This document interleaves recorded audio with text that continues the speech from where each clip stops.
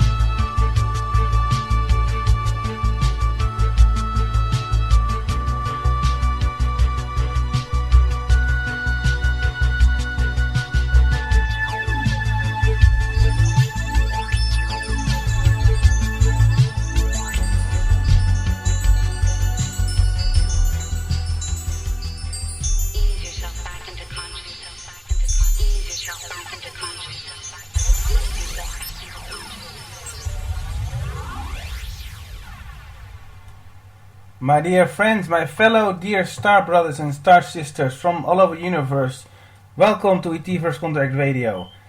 My website is intergalacticradiostation.com, where you can find the latest interviews. And today we have three Sirians, that's including Joseph Marra, Brett Johnston and myself, Martin Horst. The three Sirians are going to make a Sirian Starseed show tonight, live on ET First Contact Radio. So first of all, I want to welcome Brett. He's new to the show, and so hello, Brett. Hello, Martin. Thank you very much for having me on. It's great to have you, my friend. And now let's introduce Dr. Joseph Marra, who has been on the show many times before, and he's going to break loose with some new ideas that we are all going to be thrilled with. So hello, Joseph. Hey, Martin. Hey, Brad. Thanks for having me. You're so welcome, my friend. So where did you want to start with, Joseph? Well, I'll tell you what, because of all the things that are happening and about to happen right now, and the confusion in the world right now about the, in quotes, the event, I was downloaded the other day, and it's just kind of how my awareness is. I get downloaded with these visions and then awarenesses and consciousness just so I can help myself understand what's going on right now. And so I try to use analogies so I can help other people understand it in a real way.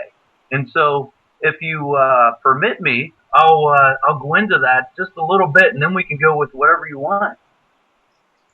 That sounds great for me. And for you, Brad? Yeah, for sure. Absolutely. Okay. Sounds good. Go ahead, my friend Joseph. Okay, so here we are. We're on this radio show, and the three of us, Sirian brothers, we decide, you know what? Let's do some astral traveling. So the three of us decide, okay, where can we go?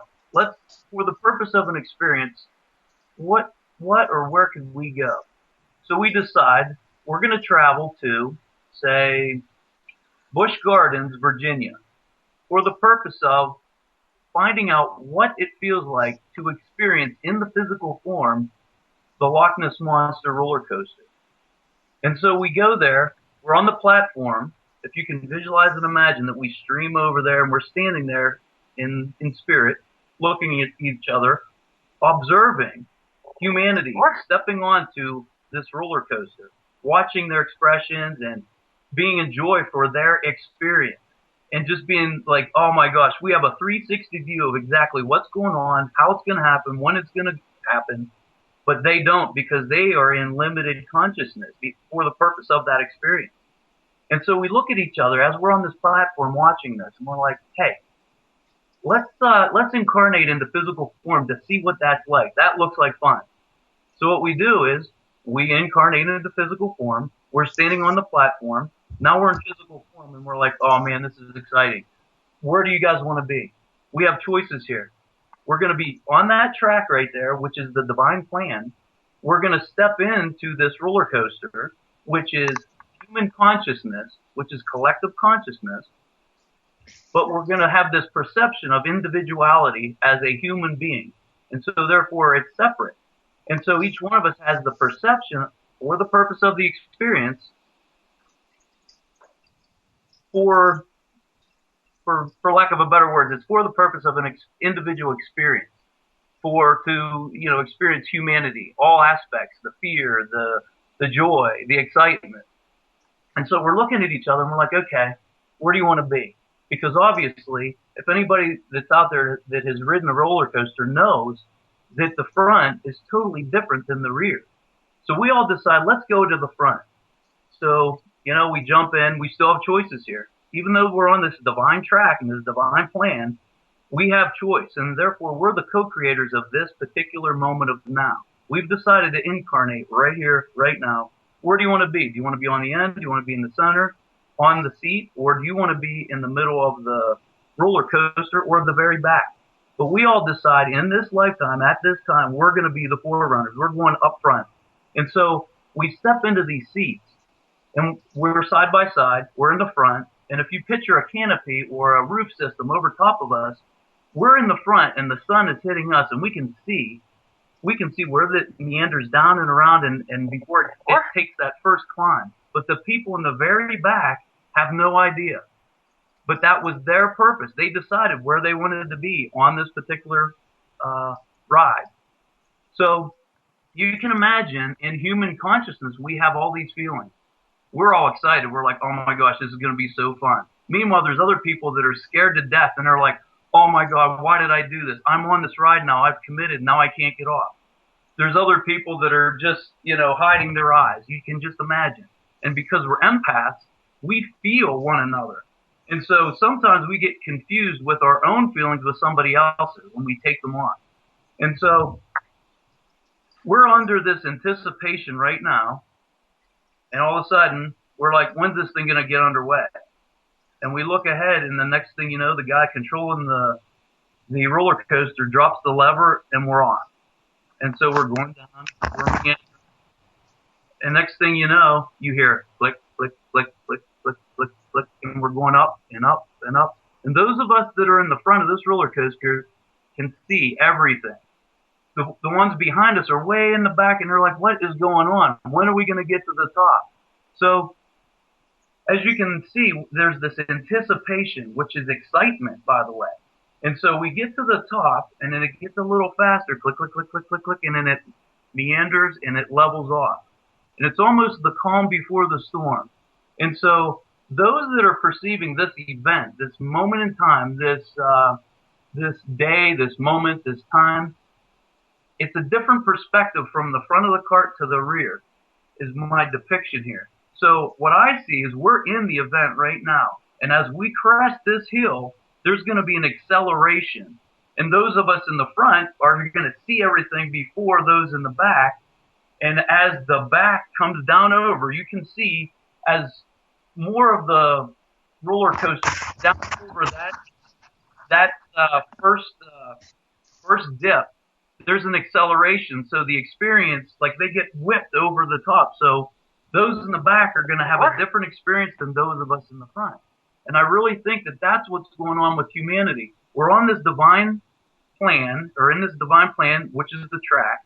We stepped into human consciousness as a collective, and that is the coaster. And we have a perception of our own individuality, even though we're all connected. We might be in different rows, we might be in different cars, but we're all connected. We're all on the same path. We're just at different points of that path, and within our own perspective and our own feelings, we see things in a different way. So those that are saying that this event's going to happen this time, and these other people that are saying, oh, it's not going to happen that way, everybody is right. It's their own individual truth in their own perspective. So, it's funny to listen to various people's perspective, but everybody's right. I'm not saying anybody's wrong. I'm just saying that an individual perspective is just that. It's their perception, where they are on their point of that roller coaster or on their path. And so just to clarify and to give clarity to why it's so confusing right here and right now, you have to realize that there are different thought processes within the perspective, within the dimension that that particular person is at that moment of now. And as you can step back and become the observer, all of a sudden you see things clearly as everything is the truth. And therefore, if you see another person opposing you, you simply say, oh, I see their point of view. It's not my point of view, but I love them unconditionally, and I'm not going to judge them and argue. That's their point of the path. And as we move forward in this acceleration, and you become authentic in who you are, loving yourself unconditionally, you attract more people to yourself energetically that resonate at that particular vibration. And life becomes much more exciting, interesting, and all this. And so that kind of sets the stage for maybe this conversation. And if there's anything you guys would like to add, I just thought that right now, because I know I have in my heart right now that there's some major events that are going to be happening, and it's just the roller coaster going over a little more, a little more, a little more. And the way human consciousness, because we're collective, we're all connected. The more people that think one thing at one time, it becomes your reality. So as we're subtly waking up, as above, so below. The universe is subtle, but as we all wake up, we hit this acceleration point, and snap of the fingers, we're off. We're going to be up and down and turning, and so that's my perspective, my own personal perspective, and I just wanted to share that and maybe go with that thread. I want to go with that thread, and my first reaction is, if I may, we are in this roller coaster ride, and we are seeing this perspective in front of us and in the rear of us. Everybody with this unique viewpoint. But all I can say is that I feel that the stakes are high, the energies are high, and major events are going to happen soon, or are already happening energetically. But first I want to ask Brett Johnston to comment on this, and maybe tell a little bit about yourself, Brett. Yeah, I mean, absolutely. Everything that Joseph has been saying is very much what I have received as well, too. Basically, I have given this kind of perspective relating to this kind of wild roller coaster ride. You can really be on this roller coaster, on your high heels and waving your hands up in the air, screaming for joy, or screaming to say, "Get me off, get me off, get me off." And so it's a very synchronistic that he was able to, put an analogy together like that, because I have received very similar analogies to that. And I'll go ahead and give a brief introduction to myself. Well, hello everybody for tuning in for this today. My name is Brad Johnson. I'm what's known as a conscious matrix communicator. I've been doing this since 2008. And I was just a writer, actually, at first. I started doing a science fiction novel, and I wanted to find out more about the extraterrestrial presence. I wanted to make it as real as possible. And doing a lot of research, I discovered that a lot of contactees, other people, I guess you could say, that have had connections with these beings, all had some type of commonality that they discovered, and that's that you can connect with these beings in meditation, and that they all are very highly spiritual, and they all believed in a one infinite creator. And so to me, this was very, very intriguing. And so I got into meditation. And then I started getting into channeling, and followed with a lot of other things, such as energy healing, reading the Akashic records, getting into remote viewing, and more. So this really just kind of exploded for me, I should say, since August of 2008. And since that time, it's just been, as Joseph has said, a very wild roller coaster ride. For me, it's just been one amazing journey after another. I've connected to this being that is from Sirius, known as Adronis, and I am able to vocally channel him, very similar to how people would understand Abraham Hicks or Bashar. I do the very same type of approach with Adronis, bringing him through, and he has really conveyed a plethora of amazing information since late 2008. And since that time, I've just been growing very strongly in consciousness to bringing forward a lot of this information. Basically, our agreement was that as I start to spiritually evolve, I share this spiritual evolution that I'm going through with everybody. And so it's like we're all just going on this roller coaster at the same time. And, from a lot of what I've seen, there have been a lot of people just holding their hands up in the air in joy. And I think that's the majority of a lot of people on the roller coaster. And there will be quite a few of those people that are just saying, get me off, get me off, get me off. I don't want to be here. I don't want to be here. Things are just happening so strongly right now. The energies are so intense. I don't know where to go. I don't know what to do. Please get me off this roller coaster.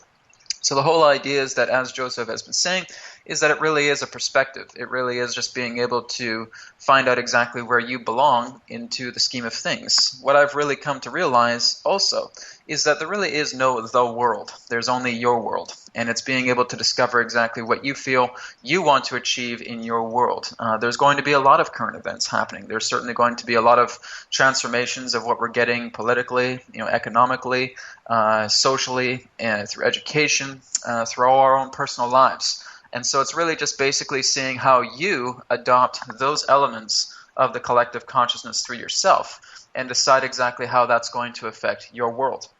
Because really what we're doing here is we're here to change ourselves. We're not really here to change each other. And really how that works is that as we start to change ourselves, as Joseph was talking about, we start to align other particular people into our reality that constitute the magnetic vibration of what we represent in that moment.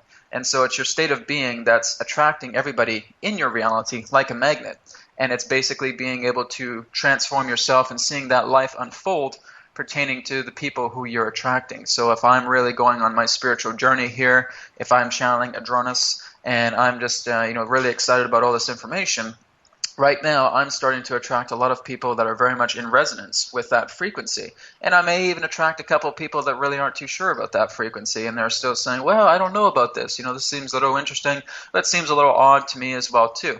And they're all just different facets of myself. Every single person that you're looking on at this planet is just another version of you. And so there's 7 billion versions of you as a mirror that you're looking at on the planet. So that's really just an interesting thing. What would happen if I was, an old 65-year-old Asian woman living in Shanghai? Well, that's a parallel perspective right there. What if I was, a member of the Aboriginal tribes within Australia? There's a parallel perspective there. I'm all things. I'm looking at everything. I'm the animals. I'm the trees. I'm the people. And so when we really start to look at this, it really gives the idea of saying that we are just interacting with ourselves. We're just going past the understanding of moving past the barrier and the illusion of time. Time really doesn't even exist. It's just a measurement device. It's really no different than holding up a meter stick. really all it is that you're just holding up this particular measurement to measure continuity. And continuity through that state of measurement represents the degree of time. Adronis has said very often that the past and the future are side effects created through the illusion of the continuity of consciousness. And so really what we're doing right now is we're starting to look more into the event of things. We're getting enriched through the essence of what everything that life has to share with us that's no longer constrained to the degrees of time. It's no longer saying, well, this is what happened yesterday at 10:59 a.m. and here's what's happening today at 11:11 a.m. And all of a sudden we're getting this. I'm getting these memorable things that's happened around those times. Okay, that's great, but every single moment that you exist can really be a memorable experience. It's really just being very aware. It's really just being very, very focused in regards to where you feel you belong and asking yourself the big questions of saying, what do I feel I can do to achieve a lot of self-responsibility, to achieve that self-empowerment, to find out exactly where I belong. I mean, it really is a wondrous planet that we're on. I mean, a lot of people are really transfixed to the stars, and the stars are absolutely amazing, but if you really tuned in to what's happening here on Earth, it's just as exciting as the stars.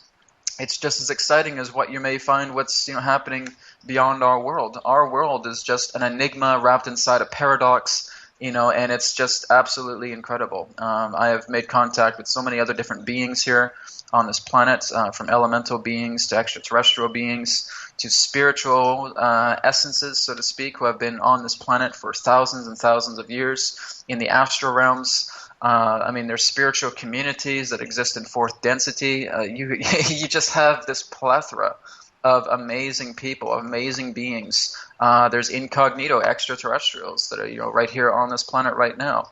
Adronis has stated that there's 17 different extraterrestrial groups, not naturally born on this planet, that are walking our planet right now. And so we have many of these incognito ETs walking around. We have a lot of these different beings that are just kind of doing background work. They're meant to kind of stay out of the mainstream, kind of staying out of the limelight. And they're just doing a lot of background work. They're working together with the planet. They're helping to anchor in some energies to making this planet uplift. So I'm not too sure if that's a lot of the events that you guys are maybe talking about, but this is just some things that have been happening to me, and it's just really been something that you really won't find in any particular type of alternative or mainstream media. I'm basically turned into the real CNN, which is the consciousness news network, and that's really just existing within all of ourselves and being able to tap into that news network. It's just absolutely incredible what you can find. Oh, that's interesting. That's really interesting. What you were saying was also told to me by Spirit and by other people also, that there are indeed several races of humanoid extraterrestrials walking among us, and they are helping to lift the energy. Oh yes, yeah, big time. Besides all the starseeds that we are, the Sirians. If you're new to the show, we have Brett Johnston live here on ET First Contact Radio, together with Joseph Marra, my friend, and we are three Syrian brothers bringing you a very interesting show, very interactive, with a lot of beautiful things that will come from our higher selves. And we also have music in about 45 minutes from Indra, very special music. But for now, I want to ask Joseph, what's your reaction to what Brett has just said? Well, I have to totally agree with everything you said. It's interesting to hear the reflection of Brad and myself, because I've been speaking about everything that he's talked about, and just within the last 15 minutes or so, for years, and I'm sure he's been doing the same thing. And even though he's in Canada and I'm currently in New Mexico and originally from Pennsylvania, and Martin, you're in the Netherlands, we're connecting on this level here, and we're reaching all kinds of different people. But it's really interesting, the streams of consciousness, that as you raise in various frequencies, you attract these very people. And so I was drawn to connect to Brad. I didn't know all of what he was into as far as his consciousness, and I knew he channeled, and it's really refreshing to hear his point of view, because it's so similar to mine, and it just confirms what I already know about attracting like-minded people. And it turns out that we all have a connection to the Sirians, and we're all speaking a similar a similar theme, I should say. So I can't disagree with anything he says. I'm in alignment with everything he said.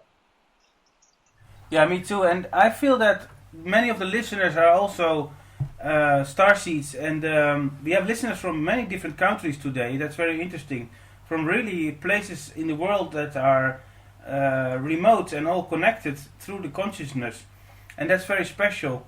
About these star travelers that we are, actually, our task on this planet, and I want to ask this to Brett. We are star travelers here to create the event, actually, together with the ETs from the Galactic Federation that are out there. What is our main focus? What should be our main focus right now? I know to stay positive, to stay in the light, but as things are accelerating, because we are in this Holocauster ride, what kind of advices would you give to the listeners right now, Brett? Well, that's a very good question, Martin. And, again, this is something that's very, very common, is that a lot of people will say in regards to the response of that, what is my mission? Well, just to stay positive and to stay into light. What does that mean? So it's really just being able to elaborate a little bit more on that. The whole idea in regards to when you're in the light, light itself holds many different polarities. It's basically your love frequency that is actually negotiating light to actually bring about particular levels of manifestation. Light itself is, again, very, very polarized. And so you can certainly use light for something that's very, very positive. You can also use light for something that's very negative. And so the whole idea, it's not always about staying in the light, and it's not always about staying positive as well, too. The whole idea is that whenever you're feeling very down in the dumps, whenever you're feeling very, very negative, basically what you're doing is you're utilizing strong positive reinforcement to create a counterbalance to bringing yourself back into a state of neutrality.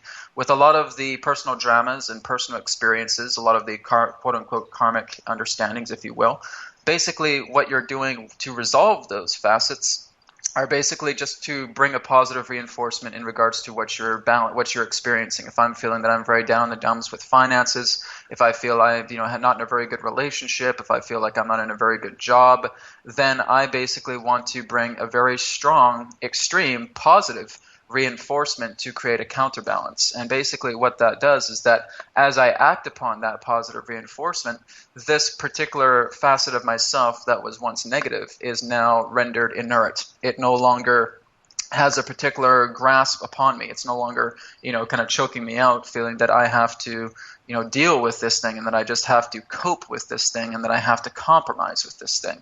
The whole idea is that we're all on the earth for the taste of it, for the flavor of life, for really being able to, yes, do certain responsibilities of being a ground crew and bringing a lot of energies in, but it really is just being able to look at everything in regards to a state of balance. When I say that you're very much in love, it doesn't mean that you're actually going into positive energy. It means that you're looking at everything without some type of agenda behind it. The more that we assign meaning to things, the more that we're putting distortions on that.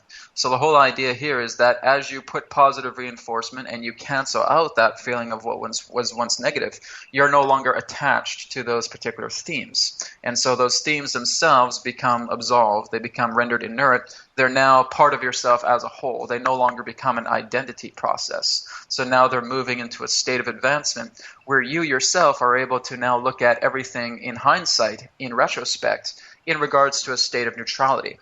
So when we're here on this planet and we're just living our lives and we're just basically attempting to find out how we can get along with each other. That really is the ultimate mission. Why are we all here on the planet? To get along with each other. It's basically for us to really be able to unite, to go into a unification-based consciousness.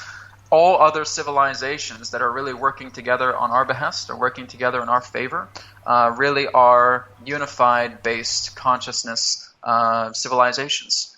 They had to go through these particular struggles themselves. Nowhere near to the extreme of what we're going through on Earth, but in order for them to be a galactic-bound civilization, they really needed to reach a state of maturity. Some particular civilizations were not able to make it. Some particular civilizations were actually just able to fall into a lot of the control grids. There are certain planets that are like that, and that there really is no extreme in regards to what we're experiencing here on Earth.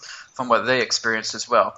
Earth really is where it's happening in the universe. It's one of the most popular planets in the entire universe about, what we're going through and what we're dealing with. A lot of souls want to come here and they want to experience this, whether they want to come into animal consciousness, whether they want to come into vegetation consciousness, whether they want to be human consciousness. It's just so fascinating for all souls to be here right now and being able to see how everyone can unify. And that's basically what's happening, is that we are getting the graduation hats. The graduation hats are indeed coming together. It's just kind of still in the process right now, as long how much can we really mature ourselves? How much can we really bring ourselves into a unified base consciousness? What do I feel I can do to really see everybody as myself? What particular things do I have to believe, and then transcend those beliefs, and what do I have to know in order for me to realize that everything's connected? I see my cat just walking across the front room right now, and I say, okay, well, my cat is very much a part of myself as well too. He's just another parallel version of myself, in part of the animal kingdom. And there's a part of me that's a part of him, and vice versa. And so it's really just being able to see that, just seeing everything that you see on this planet that's a part of ourselves. And again, Dr. Joseph Marra has such a great background with the medical field. And all about our DNA. 97% of our DNA has been labeled junk by a lot of the scientific community. But a lot of new scientists are discovering, oh no, this isn't junk. This is not junk at all. There's certain activations that are happening with our DNA, and we're really starting to get upgraded here. And so, there's so much. Martin Reed would need like an 8-hour or 12-hour show for me to cover so much about what's going on now, basically with what's happening to us. But in a nutshell, in response to your question, what can people do to, really fulfill themselves here on this planet? To love each other, to really go into the point of how everything is connected to each other. That again, we're always going to have different viewpoints, and it's never about one person feeling that they're more right than another person, or another person who feels that their opinion doesn't matter. Reality is by interpretation. And so as long as you can indoctrinate that idea within yourself and really just being able to move into that vibration of love, this is what's really going to help you out. It's so funny too, because when one of us falls down, there's 20 of us at least that want to help to pick that person up. That's it. That's unity-based consciousness. This is the whole idea, is that you're moving into that type of dancing with paradox. You're being rational about being completely irrational. You're being practical about being completely impractical.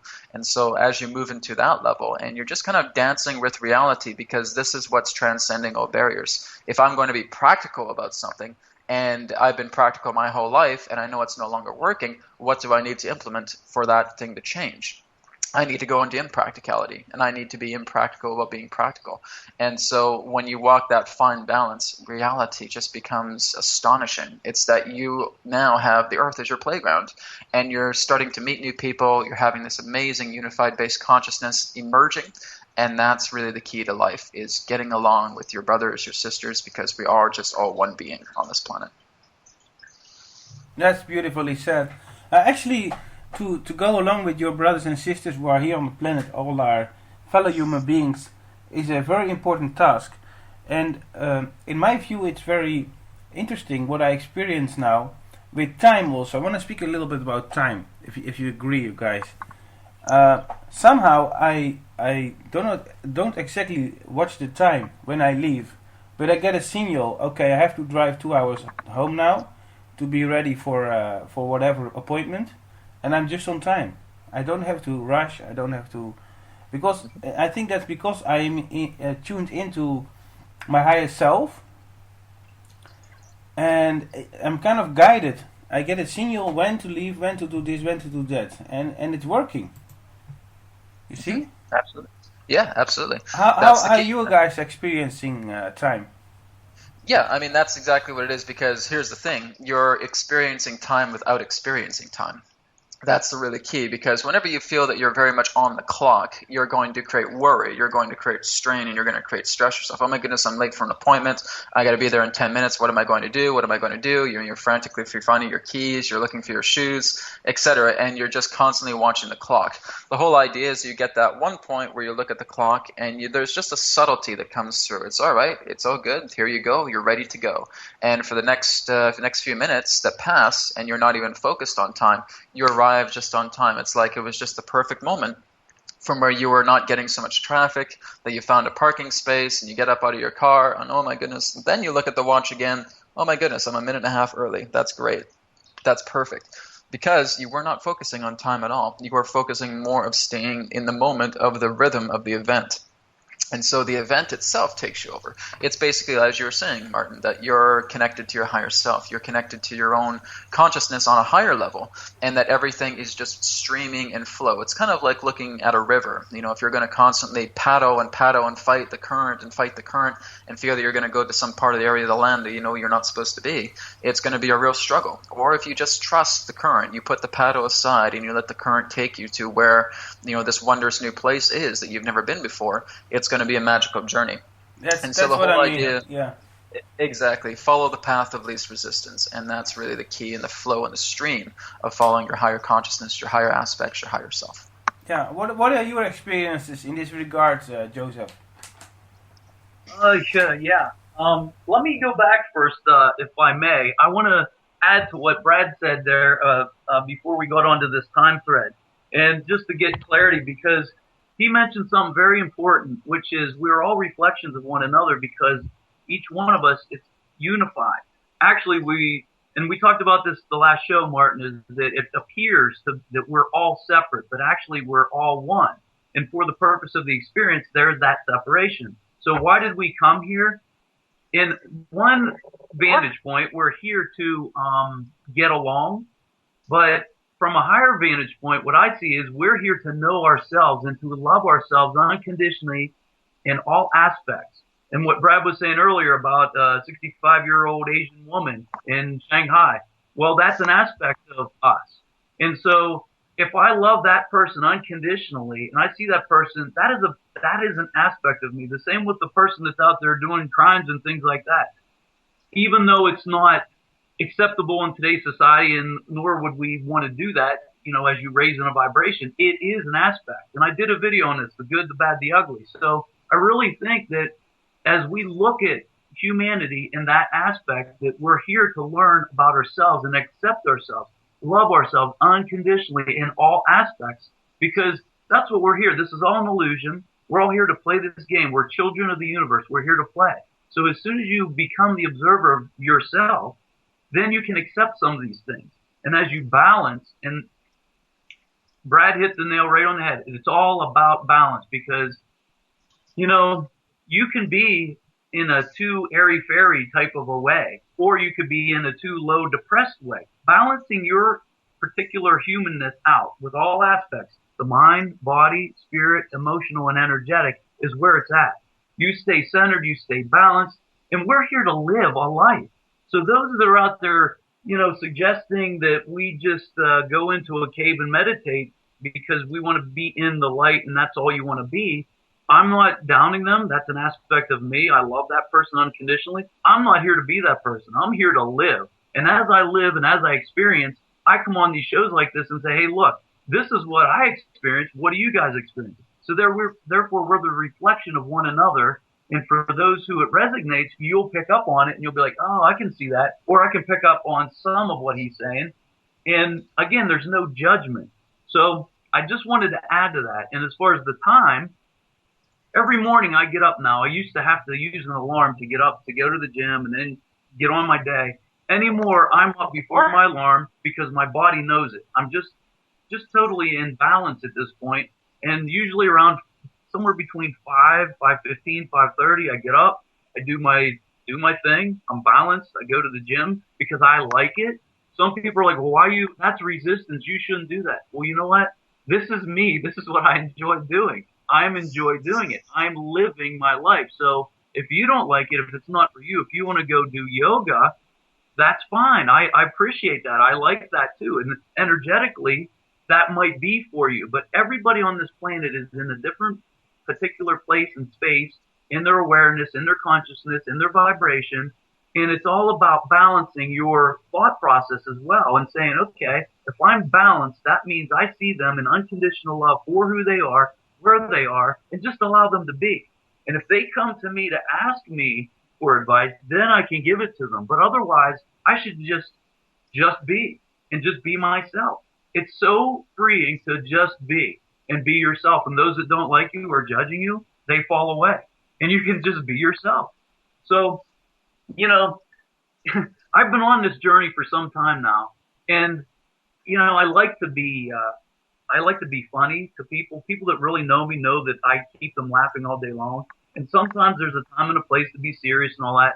But if I'm being honest with myself and true and authentic, I'm telling you right now, I'll drop the F-bomb on various occasions just to cause a rise in people, just because it's amusing to me, because they're not expecting it. Does that make me a bad person? I don't feel it does. And that's all that really matters. If someone's judging me, that's their problem. I don't do it to cause, low vibrations and cause people to be depressed. My intent is to cause people to be in joy and in laughter. So there's so many aspects of myself, and as I'm coming into my own right now, the past couple weeks have been huge for me. The time thing you're talking about, the awareness of loving myself unconditionally and just being. I mean, I can't tell you how freeing it is to be in balance of loving myself unconditionally. Therefore, as I do that for myself, I love everybody else that's out there, including you guys. Well, that's great, Joseph. I mean, just also to touch on that as well too. And this is what I find very, very interesting, because as Joseph says, one of the things that he likes to do is get up in the morning and go to the gym and work out. And some people really want to, throw judgment on, oh my goodness, what are you doing? That's going to burn you out, and that's going to do this, and you're going to do that. Here's the thing, is that so many of us have got into the habitual level of putting our own ego in another person's shoes where that person does not relate to our ego. And that's a contamination. That's where a lot of people just want to feel that they themselves, in regards to their own identity complex, wants to throw themselves into another person's shoes, and their identity and their ego all of a sudden takes over. That's not your job, guys. It's never for you really to do that. When you're really a unified base consciousness, it's being able to look at all of the particular facets and fragments of identity that each and every single person has. And so when you look at a person, even if you feel that it's something that you could never imagine doing within 100 billion years of your life, you're looking at them and you're saying, you know what? That's a really interesting fragment of my own identity consciousness. And I would love each and every single one of you who are tuning into this broadcast today to say that to a person the next time you see them. It may be a person saying, I'm going to the gym and I'm pumping iron and I'm working so hard and I'm squatting 300 pounds and I'm benching 425. And you may not even be into that. You may just be doing some yoga and you may be a thin little fellow, and that's great. And you're just looking at this person, he's just ripped up and he's muscled and he's just ready to tear a phone book in half, whatever it may be. And you're just looking, that is a very interesting facet of my own identity consciousness. That's great. And that's it. And that's all you're doing. And just go into that. Don't worry about throwing your own ego template into their body. It doesn't belong there. Your ego template is your own ego template. That's where it belongs. It belongs with your body, because your body is calibrated in regards to the identity that you've created. Doesn't belong in Joseph. It doesn't belong in Martin. It belongs in your own body. So I just want every single one of you to just go ahead and try that today. Just look at people and just see how different they are and see how they stand out and see what makes them tick, and look at how their behaviors are, what they have for breakfast, what they have for lunch, how they walk down a hallway, whatever they decide to talk about. It's not about throwing judgments. I can't imagine this person's doing this. This guy's so low vibe, and he's so third density and he's so three-dimensional. These are cute buzzwords. They really are. And I don't even really resonate too much with the idea of feeling that people are so low vibration, or people are so 3D, or that some people are star seeds, or that some people are just human beings. We're all just one life form, because even the ego itself is part of grand creation. So really, just being able to look at yourself and looking at another person and really just taking a glance at their own identity complex and finding out exactly how they enact much different to you. Because that's what I feel is going to be able to give yourself an idea of unity consciousness. It's so funny of seeing this other part of me that may be a drug dealer, sitting on the corner of a street, looking for his next fix. That's brilliant. And that's just another particular facet of what makes Earth the Earth at this time. Do I feel that person is always going to be a drug dealer? No. He may have a revolution tomorrow. I'm not going to judge him, because that's just the point to where I feel, well, what happens if I was in that situation? What happens if I gained that particular type of identity complex? That's what you're looking for. You're not throwing your own ego in their body. You're looking at exactly who they are, and you bless that, and you really give an appreciation for that person. So that's just a fun little game that I think each and every one of us should play today, is just looking at different people's perspectives and really honoring that state of a different identity complex of how we're all different, because that's unity consciousness. You know, Yeah, Brad, I was just thinking about this today when I was driving. I saw many different people, and I felt all those people are different. They have all different identity complexes, but they are all part of the whole creation. And you spoke about drug dealers. I was also thinking about drug dealers. I saw a few when I was getting gas for my car, and I thought maybe this guy is just very nice. He is earning his money in the way he wants it, in the way he chooses it, and in everybody there is a spark of love, the spark of the Creator. And what you were saying just now, Brad, is so actually revolutionary. But I think many people are now tuning into this unity consciousness, because real unity consciousness means that you don't judge nobody. It's very important not to judge, but to see that a person has an identity with many different facets, many different aspects, and somebody is not totally. That's what we were. We started to learn through the media and education, that if somebody doesn't work out in fitness, he is fitness, or that somebody who is a drugs dealer, he is drugs.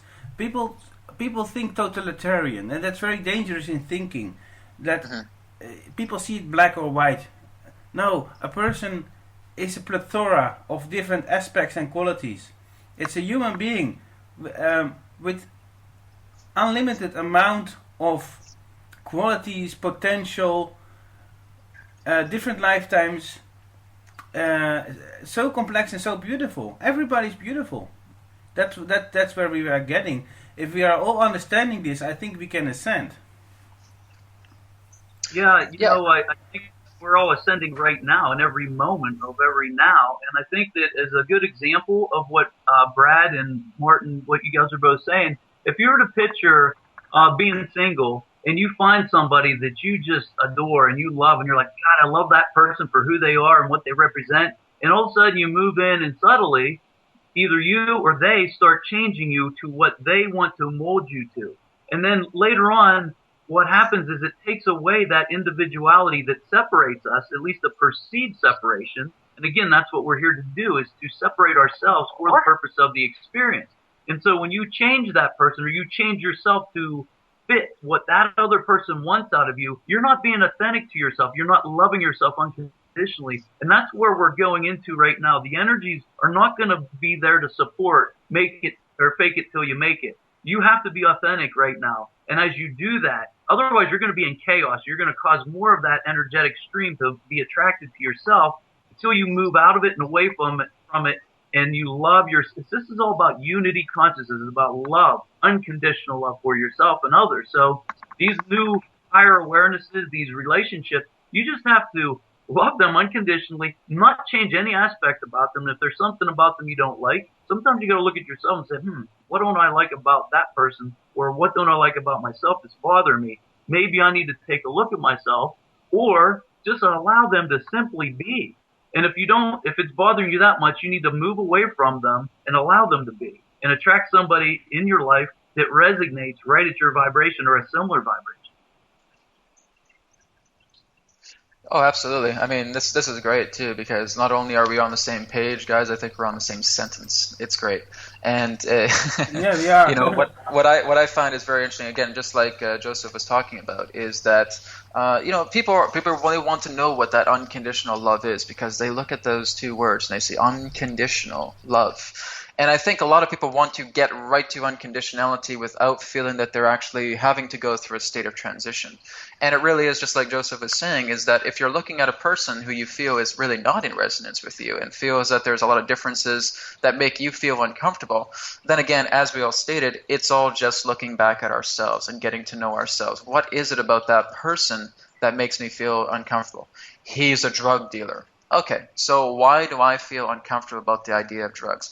Well, because my dad always taught me that if I got into drugs, he would beat my ASS like crazy, and I would never get money, I would never get education, and I would never get, a family going because my life would be ruined. So basically what I'm doing is I'm judging this particular individual based upon a belief system that my father gave me when I was a young child. Yeah, that's basically why I'm uncomfortable with it. There you go. Now you've brought that to light, and now you're not so hard on that person anymore because you've forgiven that part of yourself, and you look at that individual and saying, you know what, brother, I understand what you're going through. You know what, I just want to shake your hand today. I want to give you blessings, and I just want to thank you so much for allowing me to meet you today. Oh, thank you very much, brother. I really appreciate it. Here's $1, and whatever it is. And just being able to look at that symmetry, that moment of symmetry, that's the most beautiful thing ever. Because we look at each other, and we always have those judgments because they're an anchorage of a belief that we have carried within ourselves. It could be this life, it could be lives past, whatever. But they're all just carried together. They're just all bridged together. And the first thing that we want to do is we want to judge a person based upon that programming that fires. It's an activation right away. And we want to throw that at another person because this is how we were raised. This is how we were taught. If you're a drug dealer, you're this and you're that, and you're not going to go anywhere, says my dad or says my mom or says my sister, whatever it may be.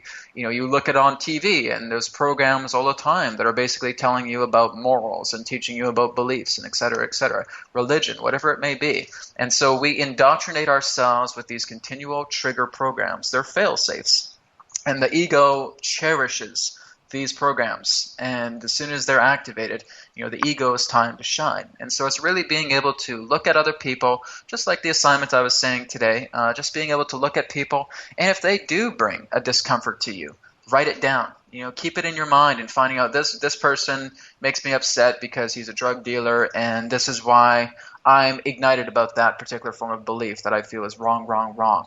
This person works out so much, and this is why I feel it's wrong, because I couldn't imagine myself going to the gym. I couldn't see myself as a muscled-up maniac, and I couldn't see myself doing that. Maybe it's this thing of loss that I feel within myself. Maybe my health is at stake. Maybe that's why it's all linked to. So something just links back to ourselves. And again, just as Joseph's saying, that if you feel that there are people that you come across that are pulling these particular strings to you, it's being able to be very mindful of those strings and being able to see exactly how you reflect back to them and they reflect back to you once you attain that state of symmetry. And again, that's all part of unity. Yeah, and I think that unity consciousness is coming now mainstream, because when I see people all around me, because actually I used to believe that I was in two different realities. The one reality is when I do my radio show or when I read messages on the internet or Facebook about consciousness, unconditional love, ETs, UFOs, you name it. And then the outer world, when I go to the shop or do what I do. And I thought that all those other people, the masses, let's say, I was judging the masses, but no. When I deal with people, buy something in a shop, I can see that even though maybe those people are not reading the same channelings as we do, or are listening to the same radio shows or doing the same light work, something is happening to everybody, all of them, all the people. There's no us and them. It's all one. And I can see that things are going fluently. I really can see that the consciousness of everybody is changing, of the whole planet. You can see it also on animals, on cats, on dogs. That something is happening. And what is happening is that we are all getting into unity consciousness, whether we know it or not. So maybe you can comment on that, Joseph. Yeah, as Brad was saying, is what you're saying. the next word I'd like to throw out there is compassion. As you have compassion for other people, interestingly enough, because that is an aspect of you, you're having compassion for yourself. So it vibrates right back to you. So as you get into these new awarenesses, and I'll give you some examples, like my life in medicine has taught me so much about humanity. My earthly life of growing up dirt poor, not having any money, my father being an alcoholic, on and on and on. It allows me to be a better practitioner when I'm seeing patients because I have physically been there. So when they come in, I can talk to the soul level of this individual because I've been there physically, I've been there emotionally, I've done over 5 years of drug and alcohol rehab. So you're talking about the drug dealer on the street. Well, let me tell you, in drug and alcohol, you don't just see the guys that are on the street. You see doctors, nurses, lawyers, all these guys are sitting right in front of you. They were driving down the road one day. They got in a motor vehicle accident. They broke their femur. They're on OxyContin for the pain. The next thing you know, they're hooked on it. The doctor shuts them off, and now they have to switch to go to the streets, and now they're getting heroin. And the next thing you know, they don't have money anymore. They lose their job. They're selling their TVs, their neighbor's stuff. They're stealing. They go to theft just to get that because, you know, when you're addicted that way, when you're off of the opiates, at first it's a high that you enjoy. Then later it becomes a job just to make sure that you don't get sick. And the way I would describe it is like having the flu times 10, because I've dealt with individuals that have been so sick they would do anything to not be sick, and now it's a crutch and they're in fear. So if I have compassion because I'm looking at this person going, wow, this person was a doctor or a lawyer or a nurse, and this could happen to anybody. So these life's experiences have taught me not to judge because you don't know who they are, where they've come from. You don't know if they were abused as a child. You don't know what their story is. So how dare you judge them? You don't know. So this is what compassion is. If you have compassion, and that means unconditional love for where they are and not knowing their story, and it's none of your business, you just have to love them. And as you do that, that reverberates right back to you in compassion. And so I think that's what this unity is all about. As we love each other, we love all people around us, we're all coming online. And as each one of us raises in vibration, you were talking about multidimensionality. I really think that humanity has multi-dimensions. We've been focused in, say, what we define as a 3D perception. But there's so many more aspects. There's parallel realities, parallel universes that we can connect to. And so sometimes, and this is the way I perceive it, my feeling is when somebody is in, say, in quotes, 3D, I know because of the verbiage they're using, the vibration they're putting out, and the feeling I'm getting from them, and the awareness that they're at. And this, I switch from 3, 4, 5, and higher, back and forth, up and down in my conversations, depending on what topic we're talking about, what vibrations are coming, what I'm feeling. And so it gets confusing to some people because they don't realize, they're like, well, wait a minute, you lost me there. I had you for a minute, but then you went off. And it's me trying to gain clarity and to try to stay on task within the dimension or whatever you want, the energy that the best way to put it is the energy that we're streaming. So I'm trying to give you guys clarity and to give you a concept of, and the listeners obviously, Brad, I'm sure you know, Martin, you know this too, but there are different dimensions. We're multi-dimensional beings. There's not just one physical human being that's right here, right now, and that's it. And as you tap into these other parts of yourself, you're bringing that wisdom from that person. Like Brad was talking about that, the Aborigine that is a part of you. You can physically and mentally, emotionally, energetically tap into that person of yourself and have that wisdom that that person carries. And you're like, how did I know that about whatever? You know, it's because we're all interconnected and we're unified, but we're here with the perception of separateness for the purpose of the experience. Absolutely. I mean, that's the key as well, too. You're looking at multidimensionality, and basically Adronis has referred to this as the amalgamation effect. Basically, what's happening is a lot of people are starting to get other aspects of themselves that are actually molding right back into their body. There's a very interesting characteristic of a friend of mine, Cynthia Crawford. She's known as the ET sculptor. And she was telling me about this one person who is actually transforming into a mantis being, that actually a lot of his body is actually bending in the shape of a mantis. And basically he's going through this immense amalgamation effect, basically bringing this mantoid energy back into him. And I was actually seeing pictures of this guy, and I was just blown away. This was absolutely amazing. I mean, I've also met other people who are, again, just bringing, old memories of Atlantis back into them, bringing them, particular levels of Lemuria and Egypt and Mesopotamia and Sumeria, even, some things that may be quite recent, going back to the Second World War or the First World War, around those times. And all of these different aspects are just aligning back into these people.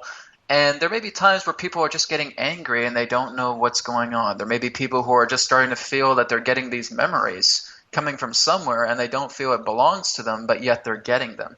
And so all of these kind of multidimensional effects, all of these amalgamation effects are taking place. One of the very interesting things is in the past few days, I've talked to a lot of people, even in my own household, this has been happening.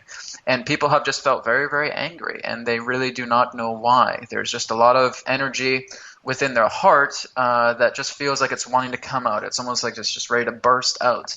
And basically what's happening is that your own DNA is transforming, your own heart is opening up a lot further, and as you're expanding like this beautiful rose, all of this energy that has laid dormant for so long needs to come out. And so basically you're going to have anger spells. You're going to have, feelings that you may be going through like a lot of trauma. You may feel that you're, getting a lot of tension going on. You may feel you may get stomach aches. You may feel you may get nausea. You may feel you may get flu. These are all just different types of purging cycles that your body is doing to get all of this laid dormant energy out. And the key to really accelerating this energy is to facing this energy head on. Finding out, why is it I'm angry? Why am I so angry about this? And why is this all of a sudden sprung up? What's happening here? And being able to look into that energy and saying, oh my goodness, this is because something that's been held back for a very long time. I feel I haven't been able to let go of a past relationship. And now a lot of those elements are coming back together. I feel I did this in Egypt. And now a lot of these energies are coming back together. And now it's kind of molding and transforming into something that is identifiable and in relationship to this life. So this amalgamation effect is very, very intense. And a lot of people don't know what's going on. They'll go see a doctor. And they'll find out, I don't know what's going on. It just feels like my heart's fluttering a lot. I'm, getting high blood pressure. I get a lot of hypertension. What's going on, doc? Well, I've done a basic checkup on you and everything seems fine. Maybe you should just go through some anti-stress programs, et cetera, et cetera. But again, it's basically just themselves telling them that the body is expanding. It's like a snake that's shedding its skin. And you need to look at this particular piece of skin that's being shed so that it can completely be transmuted, so it can truly be advanced past you.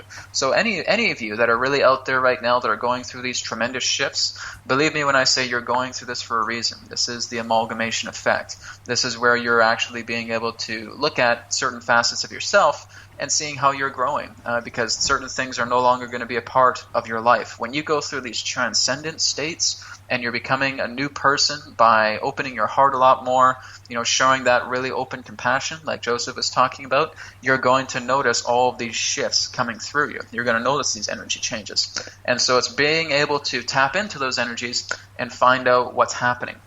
Keep yourself in the know. It's not about just saying, oh, my body's just going to take care of it. It'll be fine, and that's it. No. You need to look at exactly what it is that's coming out, because if you don't look at it and you don't know what's going on, that repetitive feedback loop is going to keep coming back in. So that energy is going to stay within your field in a feedback loop cycle, and you're going to continue to feel very, very sick until you're able to look at that energy and finding out what's happening here. What's going on? Why do I feel angry? Why do I feel sad? Why do I feel upset? Why do I feel betrayed? Etc., etc. You need to look into this particular energy and nip it in the bud, so to speak, so that you can then move into a state of liberation. It is liberation that is the key to, again, helping you into that unification process. But before you can do that, you need to look at what is being expelled from your body in regards to this energy based upon how much of yourself has been activated. Yes, Brett, and can you shed some light on the information that the Syrian being has been giving to you? Oh, Adronis has been giving me so much information. It's quite astonishing. Just recently, I did a video about certain forms of healing. He talked about dowsing. He talked about certain forms of healing that represented how one could heal themselves, looking at the vibration of certain elements and mimicking that vibration and placing it within your body to assist in healing processes. He also talked about being able to tap into the purity sound frequencies of your own organs to self-replicate and repair them. He's also talked about what's known as the repopulation protocol, which is what we're all going through right now. And he's also talked about, how the moon is responsible in keeping this barrier with us on Earth, preventing a lot of our abilities exponentially being brought forward. There's all kinds of stuff that he's talked about. Really, it's a mile long. And basically, the repopulation protocol was something that's quite interesting, is that basically a lot of us are going through what's known as energetic tech support. This is what I've just amusingly called it. And basically a lot of beings are working alongside us right now to kind of tweak us, to helping out in regards to these purging of energies as we go along into our own state of self-transcendence. So a lot of these beings can be, ET beings, they can be elementals, they can just simply work with your energy, and they're helping to transcend a lot of thought forms that are coming through to you. Because when a lot of people feel that they have this state of expansion and they want to go into this state of transcendence, and they feel that they're focused on one particular goal, a lot of these other particular branches, these cords, are showing up at the exact same time that really are not representative of that. What happens if I fail? What happens if I slip up? What happens if this happens? Or et cetera, et cetera. And what a lot of energetic tech support is doing is that they're taking out those thought forms and they're helping you upon a path of purity so that they are rearranging a lot of the energy within yourself. Your DNA is being activated. There's also another particular formation of a common thing that's been happening with a lot of people known as sleep paralysis. And some people just feel that they're frozen in bed and they can't move. They can still think, but like all of their motor functions are frozen, and it just feels like their own transient body is out of their body. And that's basically what's happening. Adronis has explained it as a type of phasing state, is that your own transient body is temporarily disphased with your own physical body, so that your transient body is actually receiving light codes from your own energetic tech support group. And all of these codes are basically states of purity coming into the transient body, that when the transient body comes back into the physical body, the transient body then starts working together with the chemical bonds together with the physical body, so that these codes can then implement. The reason why some people go through these states of sleep paralysis is because if these codes try to come in through physical conscious awareness, a lot of them will be contaminated and they will not be able to go through because of the ego prism that is highly contained within the individual. And so some of these codes cannot get into a state of purity if a person is in a state of conscious awareness to bring them in. And so basically they need to go through this phase, this dysphase state between the transient body and the physical body. The transient body gets all that code information, slams back into the physical body, and now the process can begin, because now the transient body was successful in receiving all these particular light codes. And now the body is actually being rearranged in regards to DNA. It's being rearranged to synapses activity. It's very, very profound. So, I mean, you got topics a mile long that Adronis has talked about, and they've just been really, really profound. A lot of people can just find a lot of the information that I have channeled with Adronis on my YouTube channel. It's youtube.com/selfempowermenttv. Wonderful, Brett. In this occasion, I want to invite you to my radio show on Thursday on BBS Radio. I still don't have a guest, and maybe we can talk about it. Oh, sure. By all means. Be great. Yeah, it will be at 4 p.m. Eastern time. I don't know what time zone you're in, but... yeah, that'll be 1 p.m. Pacific my time, so that's good. Okay, 1 p.m. Pacific. Well, my friends, bbsradio.com, Station 1 on Thursday, 1 p.m. Pacific, 4 p.m. Eastern time, 9 p.m. GMT, 2200 hours Central European time, and 2300 hours Eastern European time. So, maybe you want to comment on all that Brett just has said, Joseph. You know, I'm in total alignment with everything he said, and I've had my own personal experience that corroborate everything that he just said with the downloads, the paralysis. And what's interesting is, from my point of view, you know, I was trained as a scientist, and, you know, you don't cover these things in the books in school and all that, so it's really interesting to have your own personal experience so that you can bring it to the table to patients, and that's why I have a pretty large following wherever I go, because as soon as they find out that the way I think is not traditional, or at least what we consider traditional medicine today, people want options and they want to know answers, and you can't usually get them with the tried and true mainstream medicine model that's been perpetuated by things like the AMA and all that, and they don't want to incorporate all aspects of humanity. But I can't treat a person holistically if I'm only looking at the body, when I know that they may have an underlying issue like child abuse. I can tell you so many things. I have this intuitiveness about me. As soon as I start talking to them, I know what's going on, and so I have to allow them to bring it forth. I can't, you know, dig it out of them. They have to be comfortable with me to bring it, and when they do, I'm speaking to them at a soul level, and almost every time, and this is a little ego, but I apologize if it sounds that way, they come out of there saying that no one's ever talked to them that way. And it's because I'm talking to them at a soul level. In fact, I'll give you an example. Last week I had these two prisoners that came in, and they came in together for because of transport. And typically with HIPAA, we try to keep everybody separate, but they have to sign waivers because of the way the prison system is and all this kind of stuff. So anyway, they come in to me, and it was no accident that the two of them were there together, because they were there for the same problem.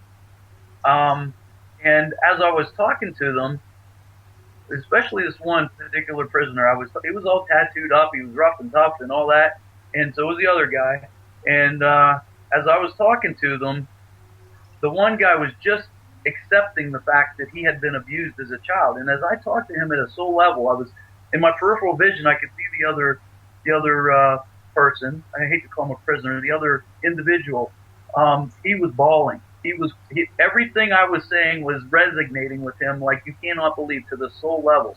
So then, you know, when I moved from the original individual to the second one, and I, you know, listened to his heart and lungs, and I talked to him. His deal was diabetes, but really he was there to be spoken to at a soul level from some post-traumatic stress that he had.